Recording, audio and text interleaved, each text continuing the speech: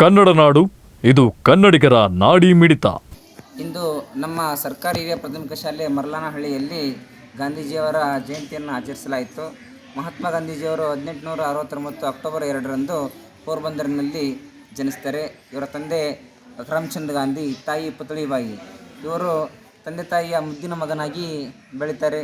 ಅದೇ ರೀತಿಯಾಗಿ ವಿದೇಶದಲ್ಲಿ ಶಿಕ್ಷಣವನ್ನು ಮುಗಿಸಿಕೊಂಡು ಬಂದು ಆಮೇಲೆ ದಕ್ಷಿಣ ಆಫ್ರಿಕಾದಲ್ಲಿ ವರ್ಣಭೇದಿ ನೀತಿ ವಿರುದ್ಧ ಹೋರಾಡಿ ಇವರು 1921ರಲ್ಲಿ ನಮ್ಮ ಭಾರತ ದೇಶದಲ್ಲಿ ಅಸಹಕಾರ ಚಳವಳಿಯನ್ನು ಪ್ರಾರಂಭಿಸಿ ಮುಂದೆ ಅದೇ ಚಳವಳಿಯಿಂದ ಹಲವಾರು ಚಳವಳಿಯನ್ನು ಮಾಡಿ ನಮ್ಮ ದೇಶಕ್ಕೆ ಸ್ವತಂತ್ರ ಕೊಡಿಸುವುದರಲ್ಲಿ ಮಹತ್ತರವಾದಂಥ ಪಾತ್ರವನ್ನು ವಹಿಸ್ತಾರೆ.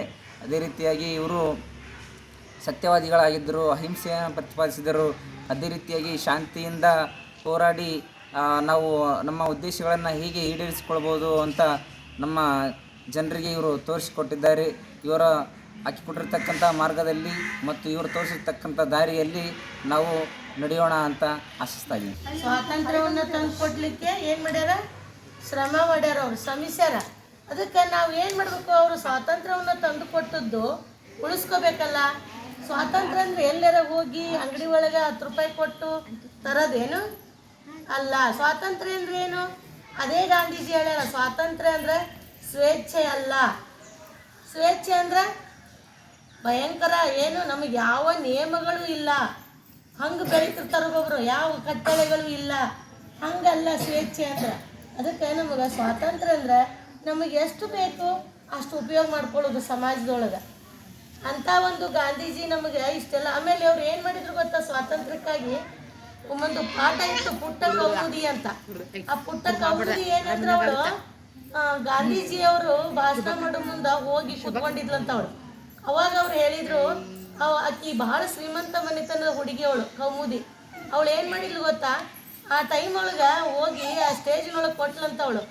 ಬಂಗಾರದ ಬಳೆಗಳು, ಆಮೇಲೆ ಸರಗಳು, ಇವನ್ನೆಲ್ಲ ತಗೊಂಡು ಸ್ವಾತಂತ್ರ್ಯಕ್ಕಾಗಿ ನೀವು ಉಪಯೋಗ ಮಾಡಿರಿ ಅಂತ ಕೊಟ್ಲಂತ ಅವಳು. ಅಂದರೆ ಎಷ್ಟು ತ್ಯಾಗಮಯಿ ನೋಡ್ರಿ ಆ ಟೈಮ್ನೊಳಗೆ. ಈಗ ನಾವು ಯಾರಾದರೂ ಏನರ ಕೊಡಂದ್ರೆ ಕೊಡ್ತೀವಾ? ಇಲ್ಲ. ಅದಕ್ಕೆ ನಾವು ಏನು ಮಾಡೀವಿ ಅಂದ್ರೆ ಸ್ವಾತಂತ್ರ್ಯಕ್ಕಾಗಿ ಸುಮಾರು ಜನರು ಏನು ಮಾಡ್ಯಾರ? ಹೋರಾಟ ಮಾಡ್ಯಾರ. ಹೋರಾಟ ಮಾಡಿದ ಫಲವೇ ನಮಗೆ ಏನಾಗೈತಿ? ಸ್ವಾತಂತ್ರ್ಯ ಬಂದೈತಿ. ಆ ಸ್ವಾತಂತ್ರ್ಯವನ್ನು ನಾವು ಉಳಿಸ್ಕೊಂಡು ಹೋಗಬೇಕು. ಸ್ವಾತಂತ್ರ್ಯವನ್ನು ಉಳಿಸ್ಕೊಂಡು ಬೆಳೆಸ್ಕೊಂಡು ಹೋಗುವುದು ಯಾರ ಕೈಯಲ್ಲಿದೆ ಹೇಳ್ರಿ?